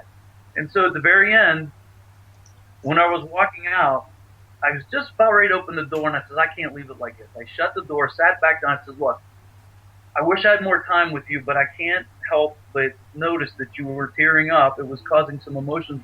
Even though you're here for diabetes, I can't walk out that room. I know you were here. Apparently you were, and then he just unloaded on me, and he needed that release. And so as I talked to him, and I told him that if you truly want to heal from this particular inner issue that you have, you're not going to be able to do it through counseling, because that's just a vicious circle. You keep talking about bringing up the same thing, and you don't get anywhere. Yes, it's helpful. I'm not saying that it's that people that are seeking counseling, it's worthless or anything like that. It is helpful, but it can only bring you so far. And so the person has to really face these inner emotions and this baggage that they're holding on to. And so basically I said, look, if you truly want to heal from this, the best way to do it is to go within, and the best tool that I know personally is hypnotherapy. And you get brought to a particular level so that you can be there at that inner child. You can send love and light, compassion back to that particular person, you, at that time. Forgive yourself unconditionally. Forgive that perpetrator for what he did, because how bad does that person have to be to perpetrate that? You don't know their story. Maybe it's a normalcy to them. You don't know. So you have to forgive them in the situation, and as you come out of it, that weight is lifted energetically. What Brad was talking about earlier, as you bring this up, you face it and you release it. That's how you heal. By talking about it, going in circles, that's not how you heal from things. You have to face it, forgive it, send unconditional love to yourself, to the person, and to the situation. And at least in my experience, that's how people truly heal, and from then they can move on. And they can allow more light to come in the spot where that lower vibration was hanging on. That's a beautiful story, Joseph. Yeah, I mean that's exactly how it is as well too. Because, and again, this is what happens with certain forms of like rehabilitation groups as well too, is that it is a lot of talk and there's a lot of protocol and there's a lot of procedure for people that have really gone through these traumatic events. And this is why there hasn't been too much of a good, strong, from the typical modernized form of rehabilitation, there hasn't really been a very strong turnaround. Because what happens is a lot of people really don't face that fear. They really don't being able to look at it right head on. And again, this is kind of like going back to everyone's homework assignment for this evening of being able to look back at everybody else and seeing themselves in that and really just seeing all of these particular aspects and fragments, I should say, of their own identity complex. And that's the key as well, too. A lot of people just don't feel that, well, maybe if I just talk it out, that's it. Maybe I just meditate on it for a little while, and that's it. And nothing's really done. It's just that, okay, I'm looking at it, and that's it. And there really is no ability of embracing that. And that's the key. It's just, again, all of this is energy. All of these thoughts themselves that we have patternized in regards to meaning is energy. And if we really do not liberate that energy, the energy is not going to liberate itself. We're the ones that attracted that thought form, those thought forms to ourselves to give us feeling that, this is why we hurt. This is why we have this trauma. And I'm just going to sit there. I just don't think I'm ready to. It'll take care of itself. I'll just talk about it a little bit, and nothing will get done. And that's where it stays. And so it really is important for you to look at that energy, acknowledge that it exists, bring it into a state of love and forgiveness, and achieve that state of liberation. That really is the key process. Yes, indeed. And I can feel that liberation, emotional liberation for many people is right now happening because of the energies. Yeah, I mean, again, the energies are great, and we're going to be going through a lot of energetic shifts. However, the key here is deciding what you're going to do with that energy, because I know a lot of people, I've heard so many people talk, Brad, the energies right now are so intense, this is going to be great. Yeah, they are intense. How are you using the energies? And that's really the key. The energies aren't going to use themselves. We're getting a plateau, a conscious wave of all of this energy, of all these new thought forms that are coming upon the planet, because here's the thing. A lot of people that we feel are quote-unquote disabled are actually planting seeds within the unified field. A lot of people that we think are schizophrenic, a lot of people that we think are bipolar or ADHD or whatever you want to call them, are actually the ones that are in their own mind creating these states of liberation-based seeds that are actually being planted in the unified field. And as this is happening a lot more with these kids with autism, these kids with schizophrenia, any of these adults, etc., as this is happening a lot more, it's creating a wave, it's creating a shakeup, because their magnetism of thought is so powerful that it's triggering this wave, because we're not really getting more energy on the planet. Energy is always going to be energy. What's happening is that we're basically getting such a high magnetism of this propelled base of thought forms that are unified in nature, that the entire world is feeling that like a tremor, because all of this love is being dumped through ourselves on the planet. It's being dumped through the animals, it's being dumped through the vegetation, it's being dumped especially through ourselves, because we are the ones that are the power givers, so to speak, of bringing this high magnetism. So when you say that a lot of energies are coming upon the planet, well, yes, they are. It's more so the idea that a lot of new thoughts are coming upon the planet. We're planting seeds in the unified field, and all this high magnetism is coming together. And so it's simply the matter of saying that if there's a high magnetism, those with lower magnetism that want to get on this high magnetism need to shed that form of low magnetism. And this is what I was talking about with those amalgamation effects. So again, you're not really getting more energy coming upon the planet. It's got plenty already. It's like you're all contained within this undersea world. You're not going to have more water added to it. You're already underwater. So the whole key is that these ripple effects are happening. And as long as we're able to notice these ripple effects that are happening based upon these seeds that are being implanted through highly magnetized thought, in regards to transcending our own lower forms of magnetism and moving that into a higher thought. That's where we're looking into. So again, it's really just being able to see how well we can flow with the highest degree of energy, of that magnetism of thought, how these thoughts are benefiting ourselves. So it's really about the whole idea of saying, how can I really, again, look into myself to get into that high thought state, to get into that high magnetism of love and appreciation? Well, I just need to begin to look to myself. That's the key. Well, I want to thank you for this, Brett. What you just said has touched me so deep, because I've worked in Israel as a volunteer with autistic children and with schizophrenic children as well. And I can see and I know their love. I know their focus. What you said something about thought, the focus of thought, the intensity of thought. Yep. And that's the funny thing, because the schizophrenic and the autistic are actually the highest magnetics pertaining to thought implementation, because their focus is so strong, and they actually operate in different dimensions. Like Joseph was talking about, we're talking about multi-dimensions here. They're actually able to visit other different parallel dimensions of Earths, and really helping to magnetize. And basically why they're arranged like that is they're bringing veils together. They're slamming them together like magnets. And that's exactly what the schizophrenic and the autistic are doing. But many of the medical community does not understand why they're like that. They may feel that there's certain things in regards to what's wavering in the pineal gland, or they may feel that there's certain forms happening in the brain that's not supposed to be happening. On the contrary, they're all part of the plan. That's exactly why they're schizophrenic. It's exactly why they're autistic, why they were born into that light, and the mother may have been perfectly healthy. And they're actually coming in this way and being born this way. Their thoughts are so powerful that each of them are just magnetizing all of these veils of different realities and conjuncting them back together with ourselves, because these represent very strong, powerful magnetic properties of love in regards to their own unity-based consciousness, and they are fusing it together with our own timelines. So again, this is why I really highly respect, those particular children, those adults that are going through these particular forms of experiences. Yes, it's so much more different than us, of what we may be going through, us for what we don't have regarding to schizophrenia of autism. But again, it's a beautiful thing in its own way, because a lot of them are just having different experiences. They're dimensional caretakers. They're magnetizing thought so powerfully, and they're fusing these timelines together. And it's just a beautiful thing to see. Just being able to tap into the matrix and get this information and finding out exactly what is this all about. Why are a lot of these children being autistic and schizophrenic, and what's with this ADHD and bipolarism, etc. It's all part of the facets that are helping to unify and collect certain fragments of timelines to occupy into a particular unified field.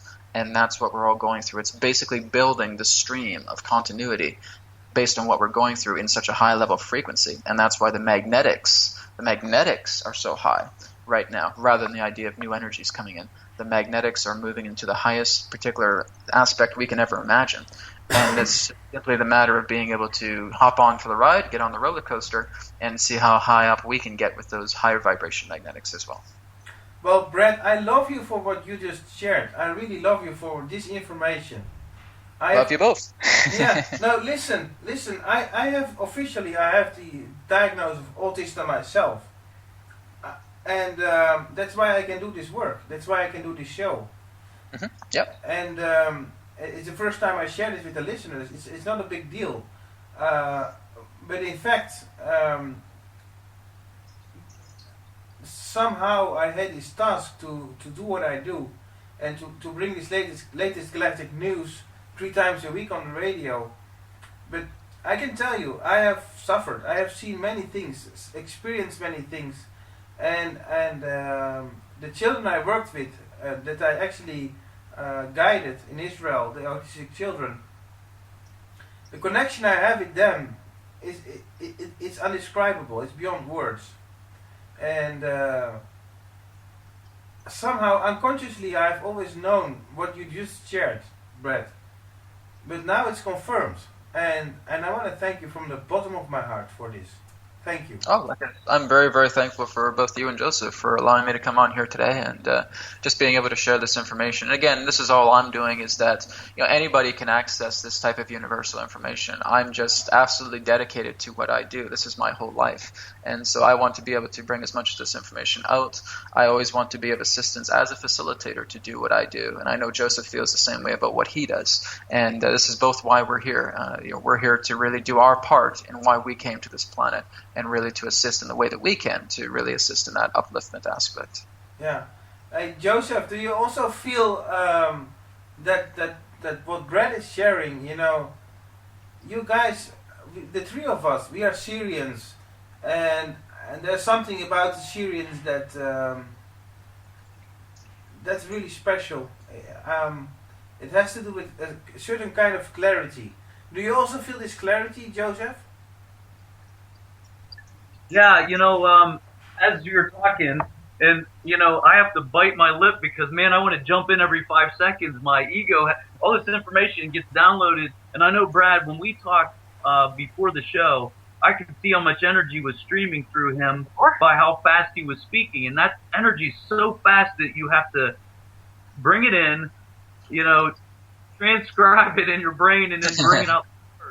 And exactly. So, yeah, both and I were hyper-verbal, like, and it was like we're trying to get this information out, and it's right there, and you're afraid that if you don't say it, you're going to forget it, because as a steady flow of information, it's hard to neck it down, so to speak.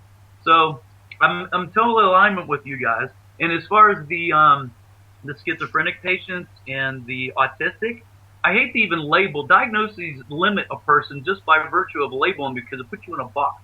But for the purpose of discussion, what would it look like if you took a high frequency being, if you want to call it that, put them into a physical form? All of a sudden, they don't fit in to the lower vibrational beings that are in physical form. We're here, and those that can get along with one another and kind of adapt a little bit better, or the ones who may have incarnated with a lower frequency is my suggestion. And those with these higher vibrational frequencies that have come just to be in that frequency for the purpose of raising the frequency of humanity and of the consciousness and the planet. It's difficult to adapt when you have that higher frequency, especially with a knowledge or a wisdom that, outside of this body, I can just levitate. I can just telecommunicate. This is frustrating to me to try to do this here when I know I'm tapped into this higher source.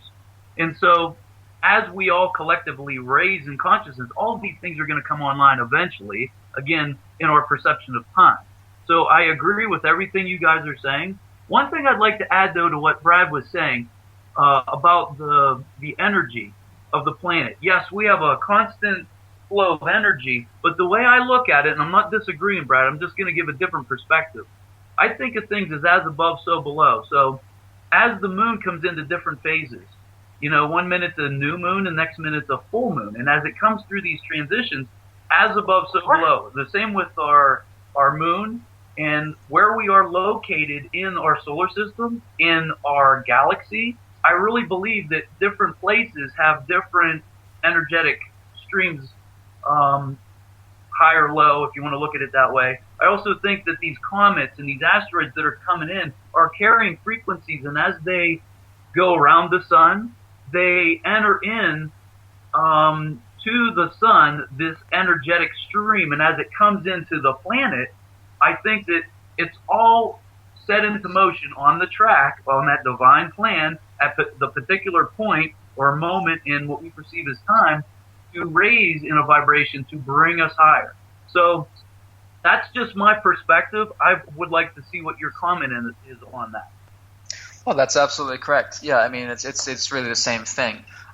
Really what I'm saying is that when we're really submerged underwater, the greatest forms of ripples that will happen in certain areas are really going to be felt in certain areas. So it's very similar to what you're saying. It's just like, if we see this big gigantic fish flying by, then we're obviously going to feel the current of that energy, of that wave of water, so to speak, in certain directions that will be facing us. And that's really the whole idea as well, too. I mean, there's been a lot of talk about Comet Ison and Comet Elanine.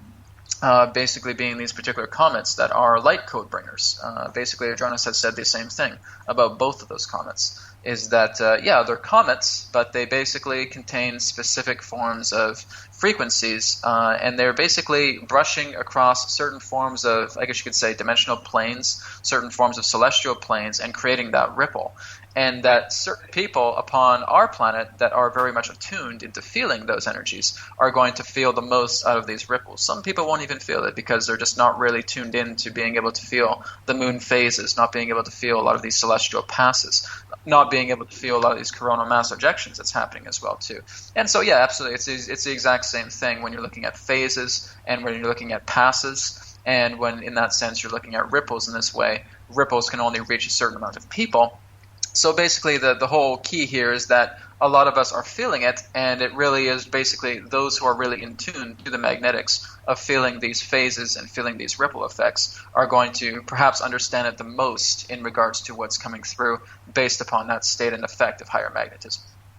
Yeah, thank you. I just wanted to give clarity to the listeners because it may have come across as though, we only have a particular energy here at one particular, and it's a level energy. But as what you really meant is, what I'm gathering right now, I think, is that things come in waves and cycles, and as we go up the wave, you feel, or as things are coming in as energetic, as like you say, from the sun, from say ISON, there are these waves of different frequencies or higher frequencies, and those that are feeling it are feeling just that. The variation, right?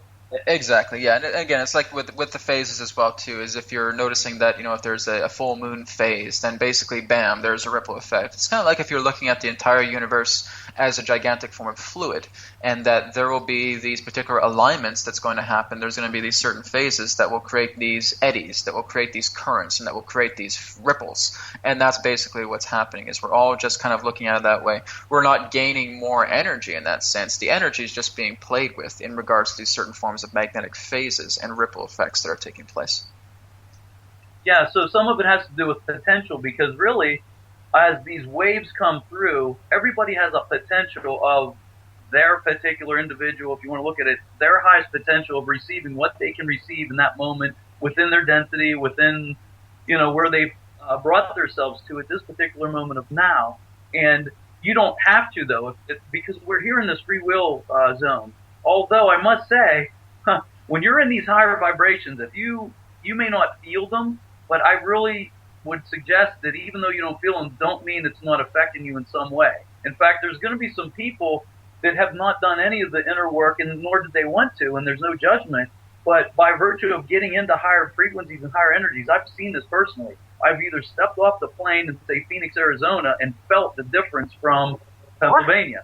And so the same with being in a higher vibration of, like, your friend and mine, Cynthia Crawford, into her house, and I've been, we walked up behind her house at Superstition Mountain, and these green orbs were slamming me in the chest, and these beings were there, these light beings. So these experiences of being in a higher vibrational frequency definitely influence you, whether you want it to or whether you know it or not.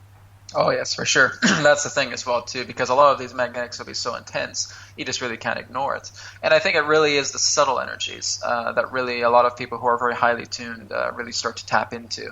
And, the subtle energy frequency itself really, I think, contains a lot of information, but only certainly calibrated people are able to tap into that. But there's going to be processes, there's going to be, just waves of current, so to speak, magnetically that are going to be so powerful, even the most quote-unquote ignorant person will actually feel it. Yeah, I believe that. As I was saying, that when I wander around in the area where I live, or it doesn't matter where, I can see a change because of these magnetics, because of these waves, these ripple effects. I can see a change in their consciousness. It's those subtle energies that are making people also more sensitive. People who you would think are not sensitive at all are slightly changed, and step by step, after every ripple effect, you can notice more unconditional love in those people.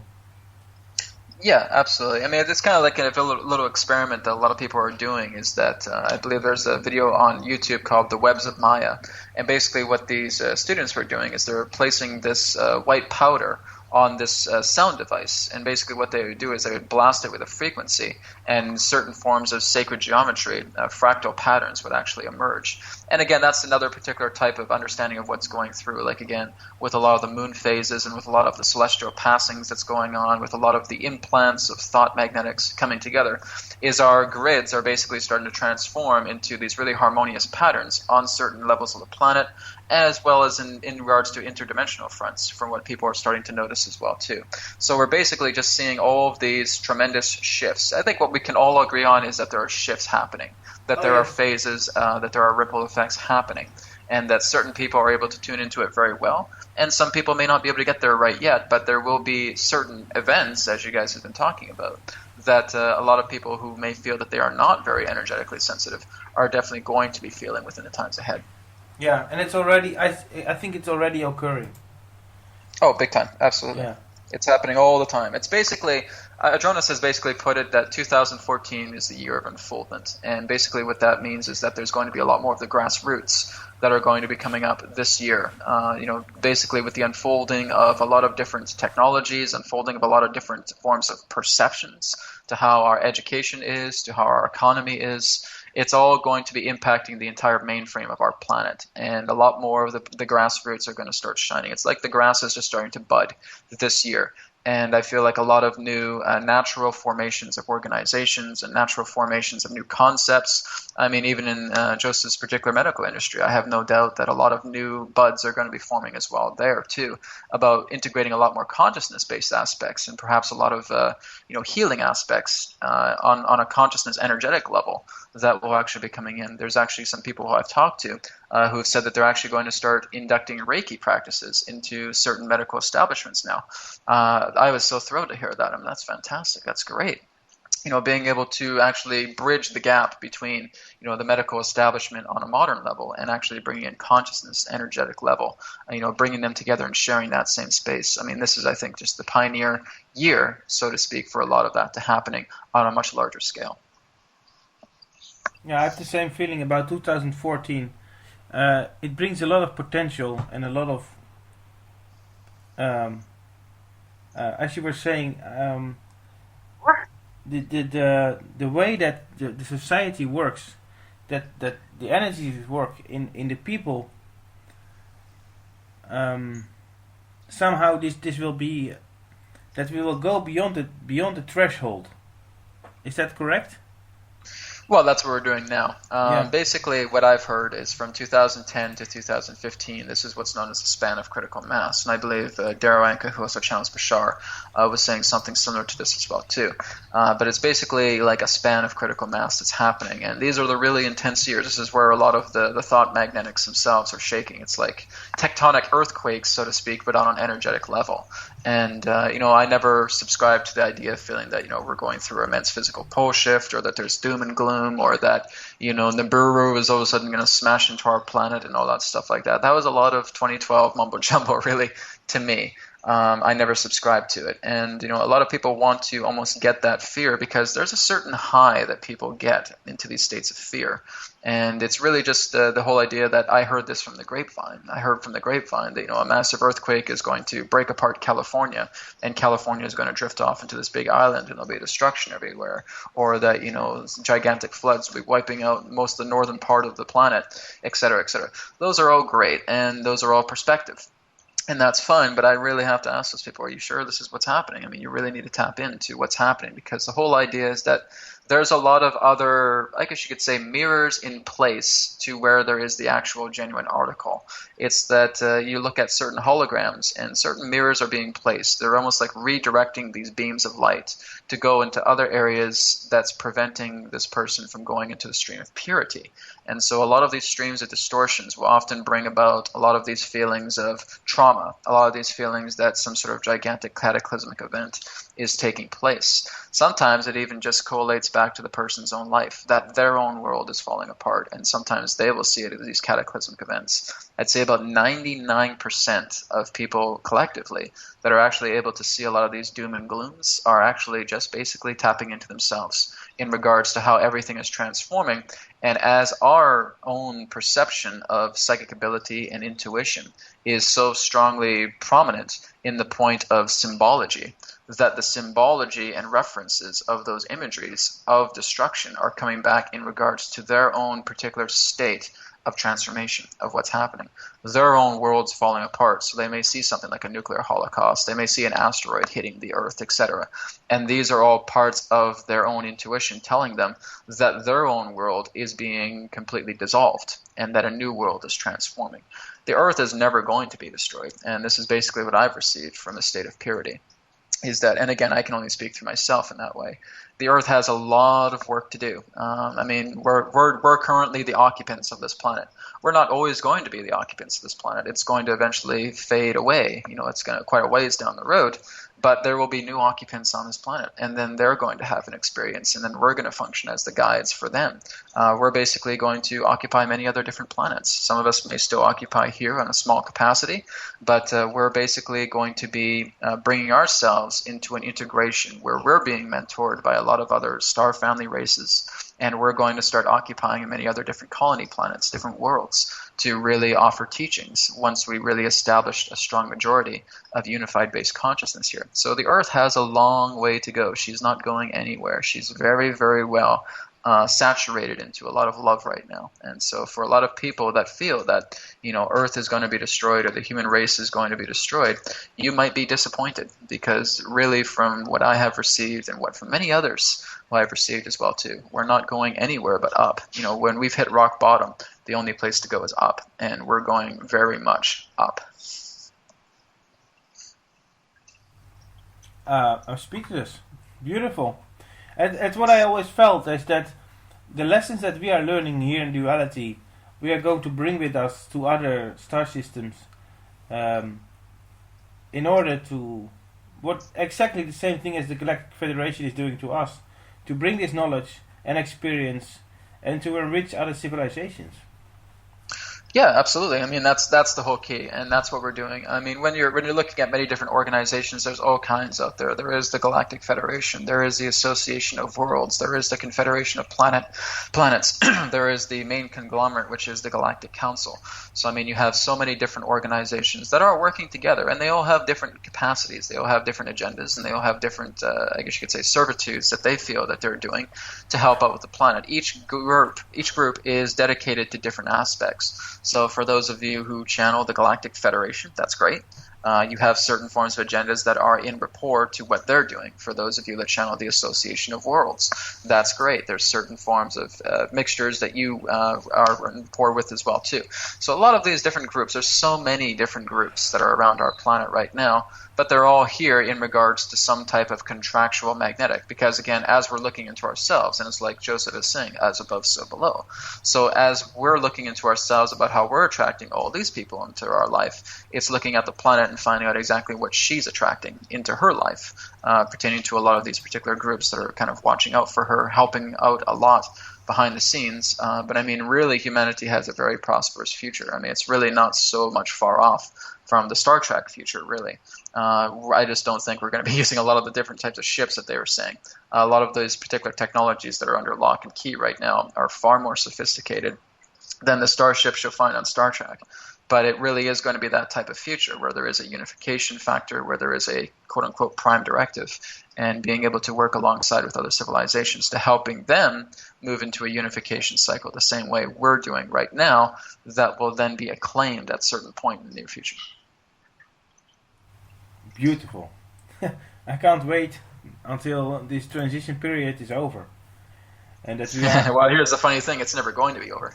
I mean, there's always going to be different transitional points. I mean, there's always going to be different challenges. We're always going to be going through challenges. It's not about the idea of thing that we're going into a light realm and, oh my goodness, challenge is over. Okay, let me manifest a lawn chair and I'll just sip a tea with God. You know, it's not about that. No, it's the whole idea that if you're here incarnationally, you're always going to have challenges, but those challenges are going to be evolving as you evolve, because you're really here to look at the state of causality, of how magnetics are aligning to you. There will always be different magnetics. They will no longer be as severe or as traumatic as we once thought, but there still will be challenges, because to better yourselves as a human race will always involve certain degrees of challenges. But it's more so on the idea of something that's thought-provoking and something that's a lot more inspirational and moving more into that invoking of a higher consciousness level, rather than, in that sense, dueling with duality, so to speak. Yeah, I agree with you, but what I meant actually is that the challenge that we now have is one of the greatest that has ever occurred in the history of the universe. So I mean, when this transition is over, there will be new challenges and new learning cycles. Everything is possible to learn in creation. But after this one, we will be together with our star brothers and star sisters. And that's I think I'll let Joseph tackle some of this stuff in regards to what I've been saying. If there's any kind of thoughts that he's kind of shared in rapport with mine, if there's any commonality there. Yeah, go ahead, Joseph. Oh, absolutely. I totally agree. And again, I always use analogies so other people can kind of get the feel for it. And so I look at humanity as like cells on this planet. Just like the cells of the human body, we have cells like red blood cells, white blood cells. And if you are looking as an observer on our planet at right this moment of now, because the past, present, and future are all right now.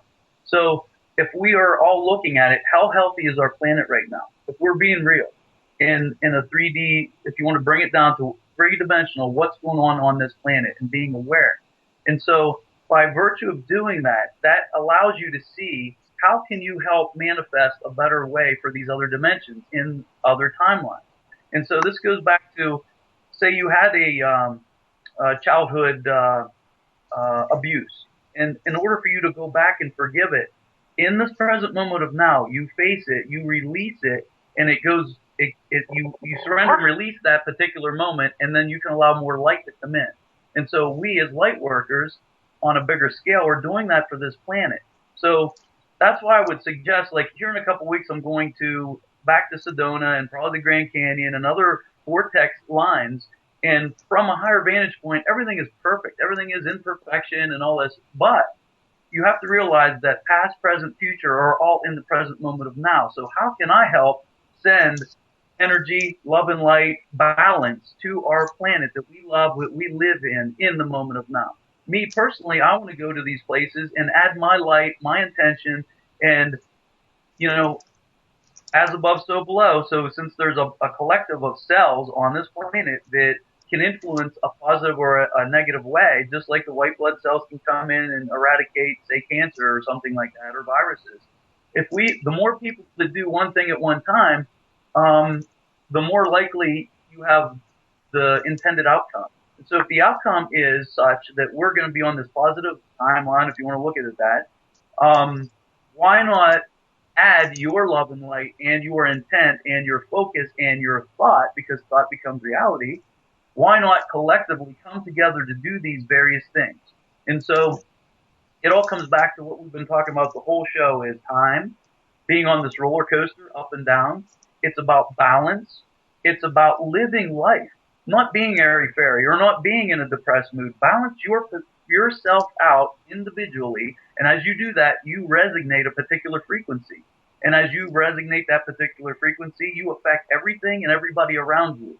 And so by virtue of that, it's a domino effect. It's the same with the cells on the planet. Everybody's working together, unified, to make this positive change that we're all looking for. So the more people that do one thing at one time, it becomes your intermediate reality of the present moment of now. And so that's what I would like to add to everything we're saying today for clarity.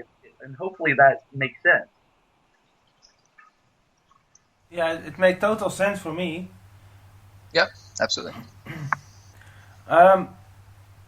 Okay, so where do we head from now? What do you want to touch now, Brett? What kind of information? Well, I mean, we've really touched on a lot of areas today, and I think it's mostly again just helping others who are tuning into this about finding what their next steps are. So, and I think that really is something very, very inspiring to tell people about where they feel they are, and because we've heard from a lot of people that go into this spiritual awakening, the big thing that they look for is a how-to guide. Is they want step by step about how they can implement themselves in regards to a higher level of love. What do I need to do to love? And it really is looking into yourself, and that really is step one. Give time for yourself. And again, really what we're looking at a lot in regards to certain forms of prevention of this happening is distraction. We get so distracted by our daily endeavors that we don't give ourselves enough time to really just take a few minutes, even just a few minutes a day, to really look at ourselves in the mirror, to really go inwards, whether that's doing a meditation or whether that's writing in a diary or writing in a journal, and just finding out exactly how we feel today. And what do I feel I've learned from today? What do I feel, who have I met today that may have been very inspiring? Who have I met today that really helped me to look at more of myself? And so it really is that point to where you can go into self-reflection. I mean, we really have a beautiful planet here, and we have a wide, infinite, expansive cosmos that with so many beings that are just so loving you cannot even possibly imagine. But again, it really just starts with you. It's about what you're willing to reflect. The reason why a lot of people don't get these contacts in regards to a much more higher harmonized level is because they haven't given themselves time to look into themselves, to really see how loving they truly are. Because they look at this fog, and this fog is basically telling them that you've got to judge, you've got to have these belief systems, and you got to ridicule a lot of people. But really just being able to put that aside for a day and giving yourself time to pause your daily routine. If that daily routine is working 9 to 5 at a job that maybe you don't really like too much, take a day off. If you feel that you're just burning yourself out watching your kid, watching off your kids, and you really just don't have time to think, get the husband or get the wife to look at them for a day, or a babysitter, and just give yourself one day. This is the one-day challenge that I would like to give everybody that's tuning in, is being able to just look at yourself and finding out exactly what do I want to create, who am I, what do I want to understand about myself, where do I want to see myself going, am I exactly where I want to be right now, and if I'm not, what do I feel I need to do to change it. It really is about just going into the key of self-empowerment. Again, this is personal unification, looking into the depths of yourself, because all reality is an external projection. It's like we're looking at a theater screen, and there's these constant images in a panoramic 360-degree perspective about what we're attracting from inside that's then being brought forward without. So really just give yourself a time today and finding out, and I'd love to hear from you guys as well too. Here's my email, info@consciousmatrix.com. And I would love to see your homework. I would love to see exactly what you guys have been doing, and how you've been able to look at yourselves in the mirror and finding out, how can I better myself? What can I do today that will really make this all stand out for me? How can I get to know myself a lot more? How have I looked at people today and saw myself in them, and seeing other aspects of myself, seeing the spirit within all of them? So go ahead and do that today, and I would love to hear feedback from all of our listeners about what they experienced in this form of nice little homework challenge that I'm offering. Oh, I'm thrilled with this information. I'm thrilled with this interview from the both of you that you have been bringing here to the public. It's a blessing, and I feel so honored. Oh, like I said, I'm honored too, man. This is great. I mean, this is actually one of the kind of very few interviews that I do is with another person alongside. I mean, Joseph is just so much on par with what I do. It's just been a blessing, really, just to be on the air with you guys, and I've really enjoyed it. And I intend to do a lot more work with Joseph, and a lot more work with anybody who really wants to hear what we have to say, and is very much in resonance with what we do. Well, we have planned an interview for Thursday, so let's focus on this. And stay tuned, of course, because we have still 9 minutes left with the show. Joseph, do you have anything important to say now?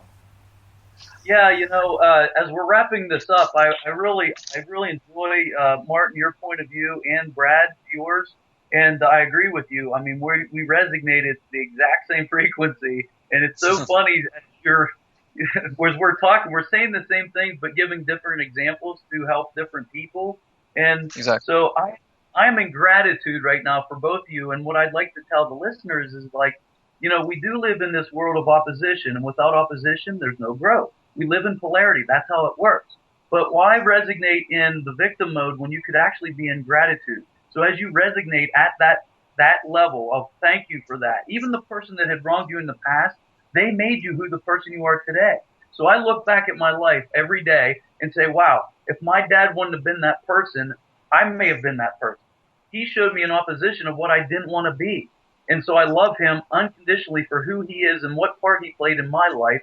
So now I can influence the people that come in contact with me. So during my day-to-day visits in medical practice, when people come in with alcoholism or depression or anxiety or any of that, the things that I've experienced or the people that I've come into contact with have those, I am in such gratitude for the lessons that they have taught me in this lifetime that it almost brings me out of balance. And we're talking about balance there, but I get so euphoric and so emotional because my heart chakra opens up. And so if I have to leave this with a final word, it's all about balance. But if you're in a low place, start to think what blessings were in the event or that moment in time that you're holding on to as far as baggage. What can you see as a blessing in disguise? Because so many things in life are just that. They come, you ask the universe for something, you're expecting it to come head on, it hits you blindsided from the side, and you're like shocked, like, oh crap, I asked for that, but I didn't see it coming from that avenue. So be open to all aspects.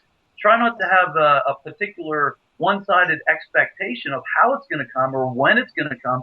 Just truly have the thought that it is going to come and believe it, because that's how energy works. Thought becomes reality. You put an energy stream out there and you say, for instance, oh, I would like a new washer or dryer or something like that. And then as soon as you say, but I can't afford it, you cut that energetic stream and you prevent that very thing from coming to you. So just have the intent, the thought, be in gratitude, like, thank you, universe. I know I deserve this. I'm worthy because I'm a child of the universe just like everybody else. We're equal. Nobody's above me. No one's below me. We're all equally balanced. And therefore, what I put out, as long as I wholeheartedly believe in it and don't cut the energetic stream, it's going to come to me some way. So I would just like to add that, why not be in gratitude? Gratitude for the experience that we started this whole thing with. We started on the radio show. We went to Busch Gardens, Virginia. We're on this roller coaster ride. We're up and down, up and down. We're having different points of perspective on this roller coaster in amongst humanity or human consciousness. But even though we're collective, we have the gift, if you want to call it that. We've gifted ourselves with this individuality that we can have the free will choice to choose where we want to be, when we want to be there on this divine plan or the track. And so as you do that, again, we resonate energy outward. We attract those very people that resonate, just like Brad is just talking about. And it's funny because I just felt inspired to contact him and Martin and say, look, we need to do a show. I know something big is going to come out of it. And I guarantee you lots of people are going to get it because 3 different people gave 3 different valuable perspectives within their life. And so thank you guys for your contribution to my spiritual growth. Thank you as well. I really appreciate it. It's been a great show today, and I just can't wait to see listen to the archive. I think it'll be great.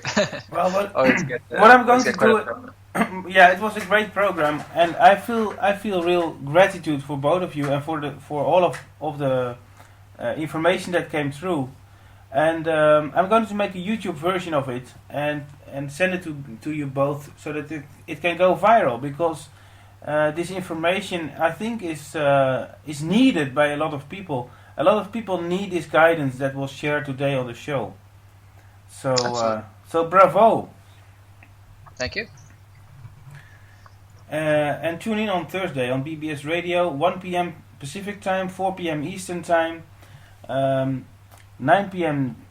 For England, 2200 hours for Central European, Amsterdam, Paris, and let's see, 11 p.m. Eastern European time. And if you're not sure about the time zone, check the timezoneconverter.com. And tomorrow I have a guest. His name is Anton Teuben. This interview will be in Dutch tomorrow.